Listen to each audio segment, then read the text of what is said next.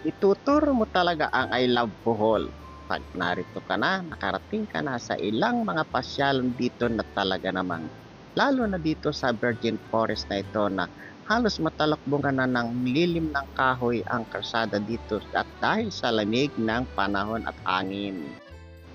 Ang mga kasama ko po ay mga forest lover din naman. Kaya naman po ang oras na ito ay sinamantala na namin kahit na ang mga sasakyan ay marami ding dumadaan dito dahil sa iba't ibang bayan dito sa Bohol ay dinadaanan itong aming pinag-photoshoot na ito. Ngayon ay umalis na kami dahil sa saglit lang naman namin ginawa ang pagpo-photoshoot, lalong-lalo na ang pagdaan dito ay nakakamiss. Gusto mo talaga ditong balik-balikan. Napakasarap ng mga bundok na punong-puno ng kahoy. Dito may nasalubong na kaming mga bus galing doon sa aming patutunguhang beach. Ang mga papanood nyo po ngayon ay ang mga kuha naming mga patotoo na ito talaga ay tunay na virgin forest. Naninirahan dito ang mga ilang kulisap na talagang dito na siguro ito lumaki ng napakalalaki. Ang lalaki po ng mga kulisap na ito, dito sila nakatira, ayan, at halos silang dalawa ay naggugulong-gulong lang sa napakaraming tuyong dahon. At tingnan nyo naman po, hindi nga po ako nakatiis at lalo na ang aking kasama si Mrs. Kahimas ay sinungkit niya ng kapirasong putol na kahoy ang mga kulisap na ito dahil sa gusto niyang mapatunayan kung gaano nga ito kahaba dahil parehas naman lang po nakalubog sa dahon ng kahoy. At hindi niya ito natiis, ayan, ang ginawa niya po ay sinungkit niya ng kaputol na kahoy. Ayan, naku, nabigla po ang dalawang pulisap na ito o di ka kung ano man po itong animal na ito ay nagkahiwalay na po at ayan, napilis niya ulit na pinagsasama. Siyempre po dahil sa takot ay magbibilis po na nagkumakawala ang dalawa. Pero ang kulay po ng lumalabas sa kanilang katawan dahil sa virgin forest nga po dito ay kulay dilaw. Nako, mayroon po akong naging balita dyan at nasabi po ng aming tour guide na yan daw po ay nakakabulag kapag yan ay tumama sa iyong mata. At yan po ay ginugel search ko naman. Nang ginugel search ko po yan ay nakita ko rin doon sa Google na lumitaw doon. Yan nga po pala ay ang pangalan niyan. Ang pangalan po ng pulisap na yan, kung ano man yan, ay kabilang na ba sa hayop yan, ay ang jungle. Ayan, jungle talaga pong pangkabundukan yan. Jungle Mellifede. Ayan. Yan po, sinulat ko na rin po dyan sa screen ang pangalan ng mga pulisap na yan para mas malinaw po sa inyo. Ayan. Matapos ko nga po pala na makilala itong talaga namang napakalalaking mga kulisap na ito ay narito po kami ngayon sa seaside ng Panglao. Ang amin po ngayong destination dito at ang aming gagawin ay hindi umagahan. Maaga po kasi kami umalis. Ang umagahan naman po dito ang dinner ay ang alas 8. Kaya nakabalik na po kami ngayon. Nag-try nga po pala ako maghukay ng tarukoy. Ayun po, mabilis tumakbo sa gilid ng dagat. Kasi po ay napakaganda at nanggigigil ako pag nakakita ako nun. Ito po, tingnan niyo yung halos ng kalubog. Dikit na yung semen, dikit na sa buhangin yung ating kamay. Kaya ayan, lumalim naman po pala, napakalalim ng kanyang ginaon na. Wala tayong naabutan. Lalim. Super lalim. Gagawin natin ngayon ay tabunan na lang natin siya ulit. Ayan, pag tinabunan po natin siya, mas mahirap po siyang makakalabas dyan. Naku, pinahirapan natin yung ano. Yun o. Pinahirapan natin. Wala po tayong nakuha. Wala, hindi natin na kayang gawin yung iniisip natin na nandyan lang siya. Ang lalim po pala. Napakalalim po pala niya. Narito po muna kami sa aming free food. Free food po kasi ang aming naging stay vacation na hotel. Kaya ito po, magdi-dinner po muna kami. Pagkatapos po ng pagdi-dinner ay magpapasya na po ang isa sa amin, lalo na ang ating junior, kung saan kami magpupunta ulit kung ano ang aming uunahin na pupuntahan ba. Yun bang Aloha Beach Resorts o ang lugar na Hinagdanan Cave na Jessica Soho. Ito nga po pala, at ipapasilip ko sa inyo sa saglit na oras ang Hinagdanan Cave na available na po ngayon. Free na po pumunta ang mga senior dahil may hawakan na po pababa. Kapag nakita nyo po yung Hinagdanan Cave, nako, mapapanood nyo po dito sa part 2 ng aking part 3 dito sa aking vlog Kahimas TV Official. Support po nyo ako. Ngayon po natin ang blessing, ang ating pagkain tatanggapin sa ating Ama dahil ito po ay napakahalaga na magawa natin ang ating paghingi blessing. Hello, Pearl Resorts. Ayan po, nandyan kami sa seaside. Sus! Ayan, picture po muna kami, ha? At ito nga po pala ay idinadabing ko ang aking audio dito. At dahil po sa kasama ito sa paglalakwatsa ni Lolo, ayan po, nakadabing lang po ang aking audio. Ayan, ako naman po yan ay maglilipat din ako ng naka-stand pong camera para ang lahat naman po ay makita. At maririnig nyo po dito ay ang napakarami pong turista dito na mga kasabay namin ay mga Koreano at Koreana. At siyempre may Amerikana din po. Ayan po, pinagbigyan ko kayo kung ano yung maririnig nyo mga salita dyan.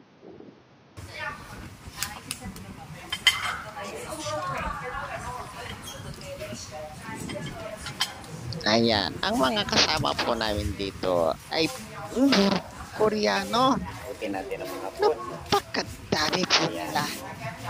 Dito din po sila nagdi-dinner. At yung audio po niyan na nakasingit dyan sa akin din namang dubbing ay mga salita po ng Koreano yan. Ayan.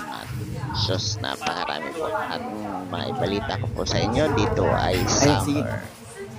Summer po dito sa Bohol. Walang bahid po ng pag-ulan. At talaga pong wala ditong tawag dito. Wala ditong kahamog-hamog na kinatatakutan mong baka ikaw ay sipunin. Hindi po. Ang araw po dito ay napakataas na ng araw kapag na-late ka. Ay, ang 5:30 po dito ay sunrise na. Ayun. At napakasarap na po ng pakiramdam. Meron po kaming konting picture at meron pa rin po kaming konting hinihintay. Hinihintay po kami ng cafe na gaya ng kasabay ng ay mga order. At kung ano ang iyong gusto, meron po ditong tsaa. Ayan. Yan po ang aming mga hinihintay. At ang sa akin po talaga ay tsaa. Doon po napakasarap.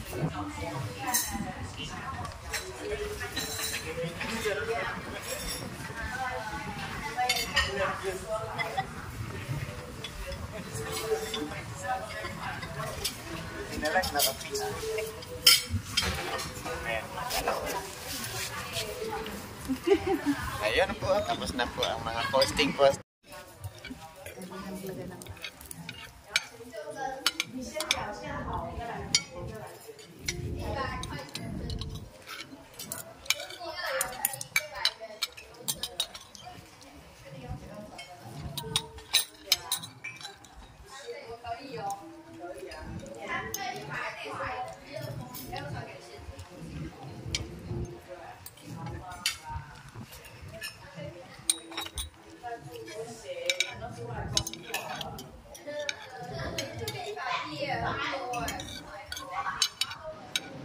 tinabakan na po namin ng pagkain.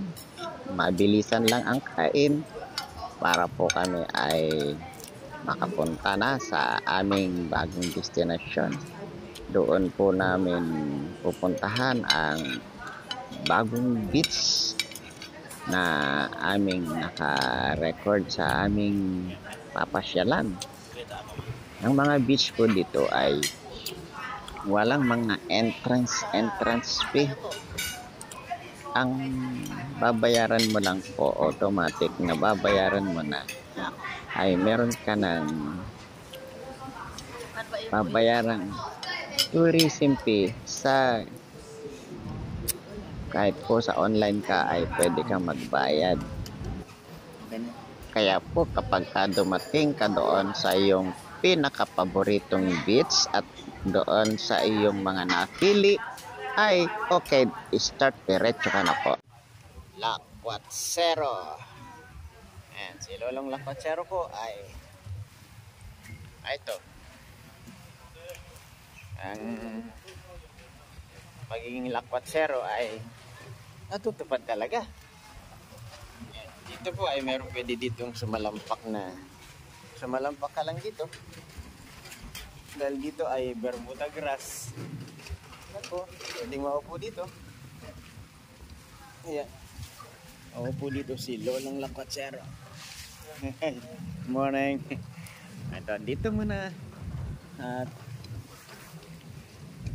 ang pagiging lakwatsero ni Lolo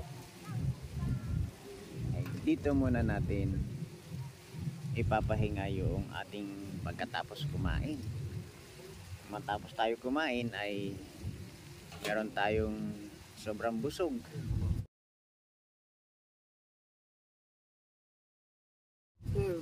Busog natin ay talagang hindi perlas. May nagtitinda po ng perlas dito at nagmumuni-muni si Lolong Lakwatsero at saglit lang bro at meron itong meron itong mga points para magbigay ng impormasyon doon sa sa mga kausap ko at hindi mo na kita maharap sa iba muna sige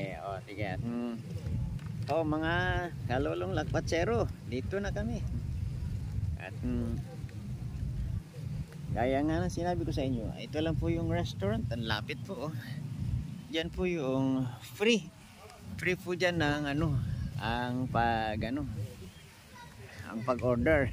Siyempre po may bayad yun, ay naku, may bayad po lahat.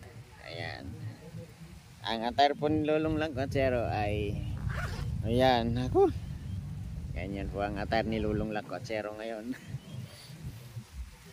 At yung ating mga gaya ni Kagwang Wakiwak,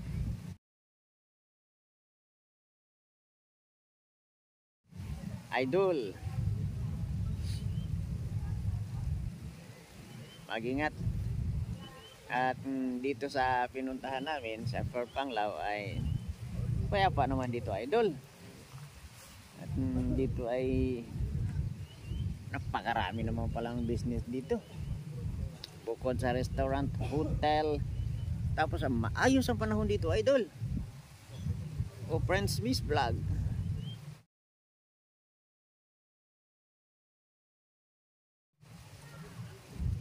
Maayos dito ang panahon. Talagang napakaganda ng panahon dito. Yung mga namin dito, mga paligid namin dito, kung makikita nyo, ayan puro bangka mga idol.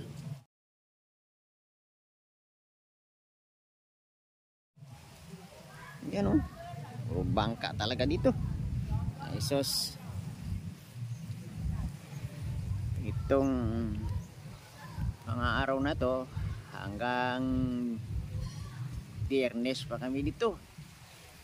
Ay kaya sulit-sulitin na muna ang pamamasyal at ang mga paglibot-libot dito gaya ng Chocolate Hills na napuntahan na namin. Wow, talaga naman isama lahat sa video yan, idol. Kung hindi yan mga part 1, siyempre may part 2 yan. Siyempre yan, tuloy-tuloy lalaga lang ang pag-video niyan. Sandaan na lang. Gawin ng pagka video dyan. Tingin ko. Wala boss di ako naghihilig dyan, walang kahilig-hilig talaga dyan ako. O bagaman meron niyang ganyan na pero tingnan mo ang ang katawan ko, wala talaga, hindi talaga ako kahilig-hilig dyan. Sige, ayun. Talagang pinipilit tayo na magtitinda ng perlas. Siyempre hindi tayo bibili niya na natin yung perlas din. Tinignan lang natin sa camera. Yun, sa camera lang. Busog si Kaimas. Busog Grabe yung busog ni Kaimas. Sarap ng kain. Ayan mga kabisnes. Lalo na po si KBO, Business Official Papa Dins. Ayan, si Boss Deb, ka-business family, at siyempre yun pong Kibi, Mrs. Kibi. Ayan po, may vlog na po si Mrs. Ka-business. At siyempre lahat ng kagwang, mayroong balita sa kagwang dito. Ang ganda ng mga kagwang ng balita sa kagwang dito. I-vlog ko na lang yun mga kagwang, balita dito.